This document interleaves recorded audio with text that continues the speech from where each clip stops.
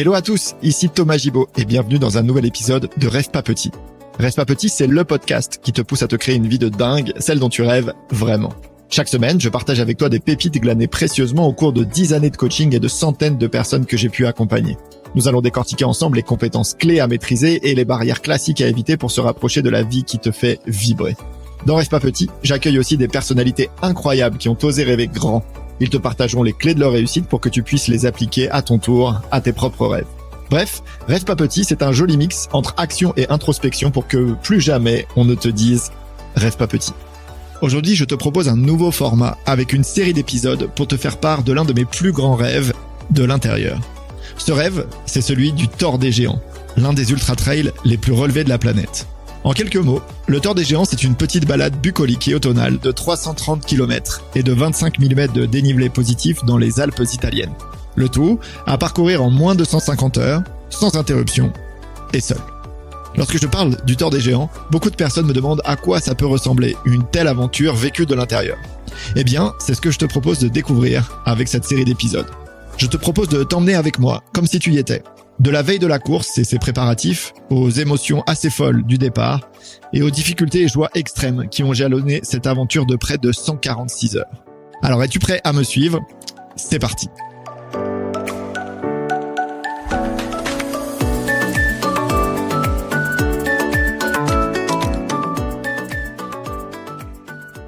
On arrive au kilomètre 151, à Donas, 3e base de vie. Ça fait maintenant 54 heures que je suis sur les sentiers. Et d'ailleurs, cela marque l'approche de la mi-course. Psychologiquement, c'est pas neutre quand même, car à force d'enchaîner l'école, les ravitaillements et les bases de vie, on pourrait croire que cette aventure n'a tout simplement pas de fin. Sans parler de la ligne d'arrivée, dépasser la moitié du parcours représente déjà un jalon important. Encore une vingtaine de kilomètres et j'y suis. Pour me rappeler qu'il existe des extraterrestres sur cette planète, j'apprends que le vainqueur de la course vient de franchir la ligne en 67 heures. Je me demande même juste comment c'est humainement possible. Quoi qu'il en soit, j'arrive à cette base de vie avec un état d'esprit très ferré et un mental gonflé à bloc. Juste une petite alerte avec de légères douleurs qui commencent à apparaître sous les pieds, mais rien d'alarmant à ce stade. J'en profite pour discuter avec quelques locaux et des coureurs ayant déjà terminé plusieurs Thors. Ce qu'ils vont me partager va me calmer directement. Ils sont unanimes. Jusque-là, la course est plutôt simple. Pour eux, tout démarre ici. Le prochain segment de 56 km est décisif. Soit je parviens à le passer dans de bonnes conditions et je peux continuer de croire en mon rêve, soit je suis en difficulté et mes espoirs vont probablement s'arrêter là, tant la fin est compliquée. Honnêtement, c'est un peu dur parce qu'on peut pas dire que facile, ça aurait été le mot que j'aurais employé moi pour qualifier les 150 premiers kilomètres. Ça me fait redescendre très vite de mon nuage. C'est difficile pour moi d'entendre que le Thor démarre ici alors que j'ai l'équivalent d'un UTMB ou d'une diagonale des fous dans les jambes. Mais stop, je ne dois surtout pas commencer à penser à un horizon trop lointain. C'est une de mes intentions de course, toujours se projeter à court terme. D'autant plus que je fais face à un vrai dilemme. Il est 17 heures et je me sens bien. Ça me donne très envie de repartir sans dormir pour profiter du soleil radieux avant une nuit glaciale. Car si je vais me coucher, je redémarrerai dans la nuit noire. J'en discute avec mes parents puis avec Fabrice. Il est catégorique. Thomas, tu dors. Il me rappelle l'horizon des impacts de ma décision. Certes, je me sens bien maintenant, mais ce sont près de 10 heures de montée qui m'attendent avant le prochain ravitaillement. Qu'en sera-t-il de ma forme dans quelques heures ? Ce serait pour lui une erreur monumentale et un risque bien trop grand que de ne pas dormir. Sa certitude vient stopper mes doutes et me ramène à la raison. Ce sera donc mon 2e temps de sommeil depuis le départ après 55 heures de course. Avant d'aller me reposer, je m'accorde un massage. Belle surprise, je retrouve la personne avec qui j'avais discuté à la première base de vie. J'avoue, ça me fait le plus grand bien. Cette fois, pas de bavardage. Je sombre 10 secondes après m'être allongé sur la table. Au réveil, je me sens beaucoup plus détendu, les jambes moins lourdes. En passant devant le stand médical, ce que je vois me soulève le cœur. De nombreux coureurs se font soigner car leurs pieds sont dans un état abominable.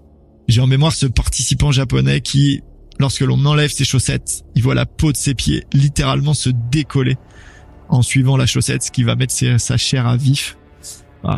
Le médecin finira de retirer les peaux mortes avec une pince à épiler dans les hurlements du coureur. Et j'avoue, je les ai encore en mémoire aujourd'hui. Pour d'autres, leurs pieds ne sont qu'une ampoule géante. Les soignants les percent à la seringue avant d'enlever les peaux mortes. Ils repartent alors avec des bandages de plusieurs centimètres d'épaisseur autour des plaies. Certains sont même obligés de découper leurs chaussures pour pouvoir les remettre. J'ai alors une pensée pour moi-même, bien pensé à inonder mes pieds de crème anti-frottement avant de repartir. Je retrouve mes parents et je leur demande à nouveau de me réveiller dans 2 heures. Ce sera mon plus long repos de la course. Je m'allonge et cette fois, je sombre instantanément. À mon réveil, un nouveau passage par le stand nourriture, une bonne assiette de pâtes et je repars. Il est presque 20 heures quand je quitte la base de vie. Certes, la nuit est tombée, mais je me sens bien, notamment grâce à une avance de 6 heures sur les barrières horaires. Ça me permet une défaillance, mais pas 2. Je sens de l'appréhension au moment de quitter mes parents. Je sais que je m'élance probablement pour le tronçon le plus horrible du tort, celui qui décide de mon destin dans cette aventure. Je suis conscient qu'une grande partie de mon rêve se joue là, dans cette nuit glaciale qui m'attend et cette dizaine d'heures de montée. À peine les premiers virages effectués, je comprends que cette nuit va être longue, très longue. Le chemin est jalonné de marches d'une hauteur démesurée. À la différence d'un sentier qui s'élève de manière continue, là les escaliers sont un véritable supplice. À ce moment de la course, l'effort que demande ce type de montée est d'une violence infinie pour moi. Je sens ma vitesse d'ascension qui diminue drastiquement. Pour la première fois depuis le départ, j'ai un vrai coup de moins bien. Je n'avance tout simplement plus. À cela vient s'ajouter une chute des températures qui deviennent négatives. Couplé à un vent glacial, je suis transit froid. Et ce n'est pas mon allure qui va me réchauffer. Je ne parviens plus à trouver des pensées qui me redonnent de l'énergie. Mes cuisses me brûlent, j'ai sommeil et je suis frigorifié. Voilà ce à quoi je pense. À ce moment-là, je fais régulièrement le point sur ma montre pour mesurer mon avancement et me donner de l'espoir. Mais c'est tout le contraire qui se produit. Durant les pires instants de la montée, j'atteins un pic de vitesse de 500 mètres à l'heure. Cette montée est interminable. À chaque virage, je désespère d'apercevoir le refuge dans lequel je pourrais m'abriter et me réchauffer. À plusieurs reprises, je suis tenté de m'arrêter là, sur le bord du chemin, pour me reposer quelques minutes. Je commence alors à sortir ma couverture de survie et à m'emmitoufler, mais heureusement, dans un élan de lucidité, je prends le temps de regarder mon téléphone et là je vois pas de réseau. Et pour la première fois de ma vie, j'en viens à me dire que si je m'endors ici, il est probable que je ne me réveille pas. Et donc, cet élan de danger suffit pour me faire reprendre. Alors, pas très vite, je marche toujours lentement, mais au moins je repars. Et mon supplice va encore durer plusieurs heures. Des heures de solitude absolue. Je ne croise pas un seul coureur, pas une seule lumière. C'est juste la nuit noire. Je réalise que c'est en partie pour ces moments-là que je me suis inscrit. Je voulais me connaître dans un état de fatigue et d'errance totale.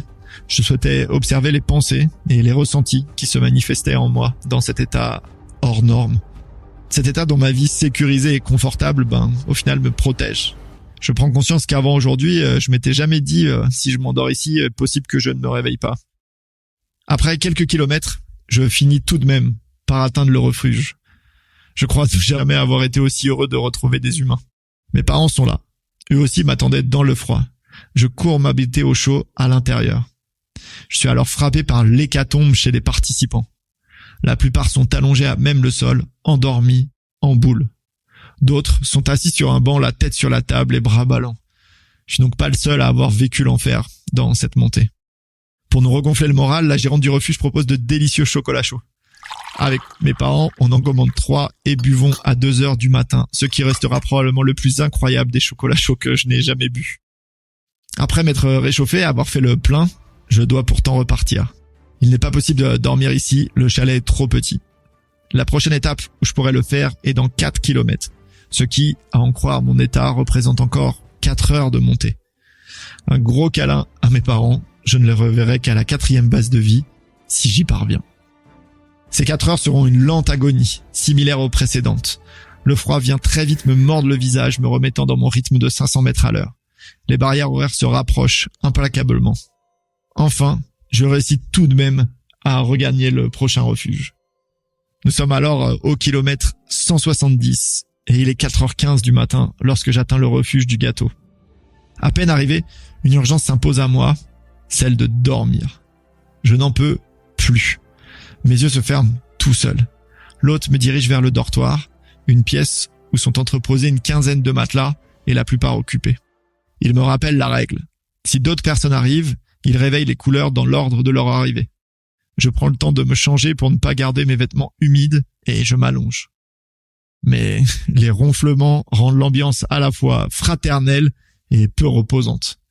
Et malgré la fatigue, je pète un câble, je n'arrive pas à m'endormir.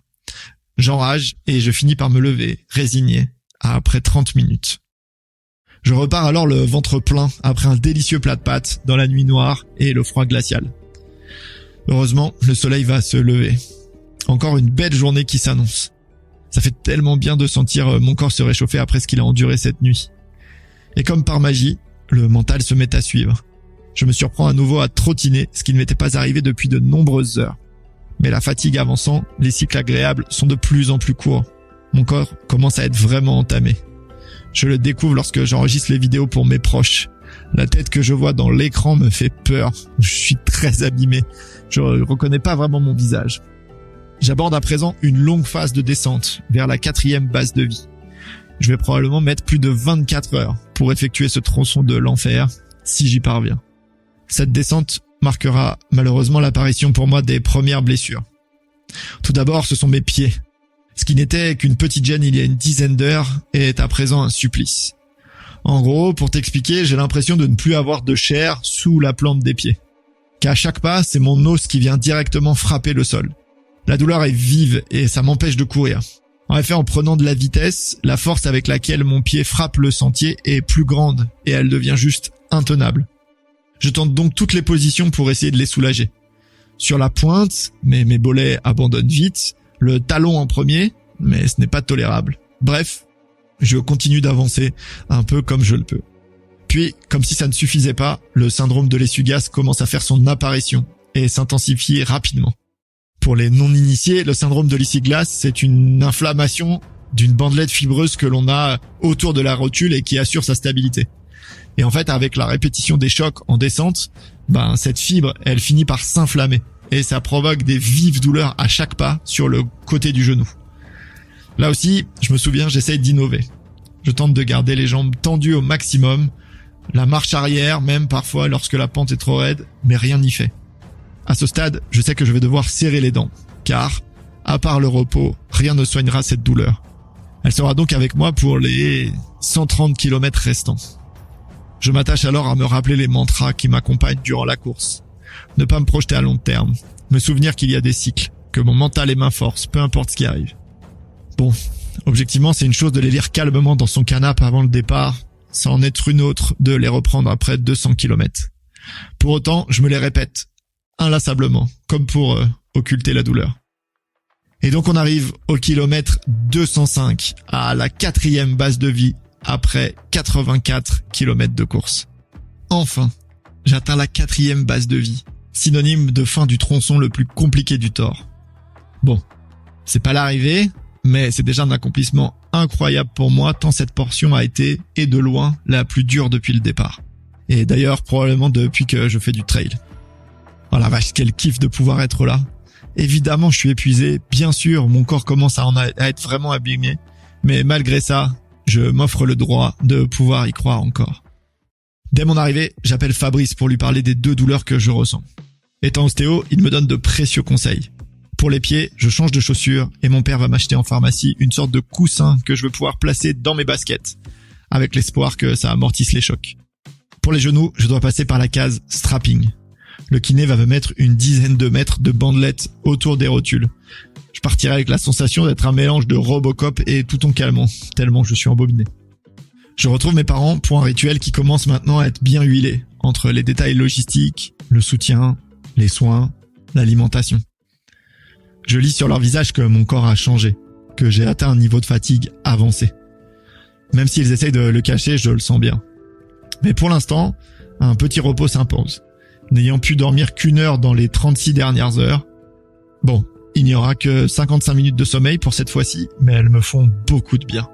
À mon réveil, je jette un rapide coup d'œil à mon téléphone et découvre près de 100 messages que mes proches m'ont envoyés durant la sieste. Je me sens hyper chanceux d'être si soutenu et entouré. Je prends le temps de les lire et me lève, les yeux humides, au contact de tant d'amour. Toujours le même rituel avant de repartir. Vérification des batteries, du stock d'eau et de nourriture, tenue chaude, crème hydratante pour les pieds et les articulations. Une nouveauté toutefois pour ce départ, j'applique les fameux coussinets avec l'espoir que ça vienne me soulager.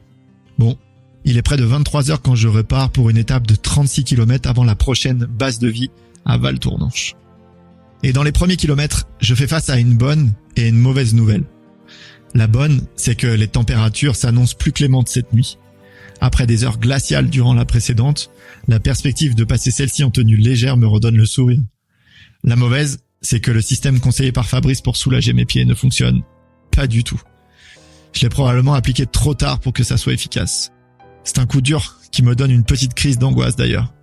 Chaque pas est vraiment douloureux et je risque d'en faire encore quelques-uns d'ici l'arrivée. Ça me stresse tellement que je me surprends même à faire le calcul dans ma tête du nombre de pas restant jusqu'à Courmayeur. Bon alors, il reste 125 km à raison de 50 cm par pas en moyenne, peut-être moins en bonté, ça fait... Bon, Thomas, stop. Je réussis à m'attraper en train de penser à un horizon long terme et de casser l'un des engagements que j'ai pris envers moi-même. À présent, c'est une certitude, cette douleur va m'accompagner jusqu'à l'arrivée, si j'y parviens. Je ne peux rien faire pour la soulager. Le seul levier à ma disposition, c'est de décider la manière dont elle va m'impacter. Est-ce que je souhaite m'en plaindre en me disant que je n'ai pas de chance? Est-ce que je veux qu'elle m'effraie au risque d'amputer mes perspectives de voir l'arrivée? Ou est-ce que j'acte que c'est un des facteurs de ma course à présent, avec lequel je vais devoir composer et le faire au mieux? Je me rappelle ce mantra. La douleur est inévitable, la souffrance, elle, est optionnelle. Certes, la douleur est présente, à moi de décider si elle va me faire souffrir. Mais malgré ça, je me sens étonnamment bien durant cette portion. Les jambes répondent correctement. Ce sont mes pieds et mes genoux qui dictent l'allure en définissant ce qui est acceptable en matière de douleur. Ça va même tellement bien que je décide de ne pas m'arrêter au ravitaillement situé au milieu de cette étape. Il est pourtant 4 heures du matin quand j'arrive, mais je me sens bien, frais et motivé. Le fait de voir beaucoup de coureurs se reposer, épuisés, me fait légèrement douter. Est-ce qu'il serait quand même pas plus sage de faire une pause ? Mais bon, je choisis néanmoins d'écouter mon corps et de poursuivre en ne prenant que 20 minutes de répit. J'en discute avec mon père pour lui demander un avis sur comment il me trouve et si je ne m'apprête pas à faire une bêtise. Nous sommes d'accord tous les deux, je repars. Il ne reste plus qu'un col à près de 3000 mètres à franchir et ce sera déjà la prochaine base de vie.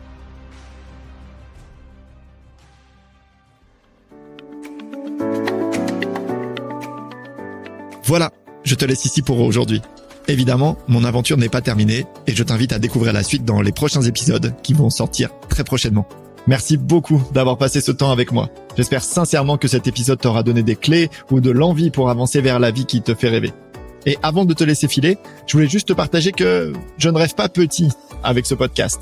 Donc s'il t'a aidé, inspiré, j'adorerais que tu me laisses un petit mot ou 5 étoiles. Ça m'aiderait à faire de ce rêve un grand rêve. À très vite.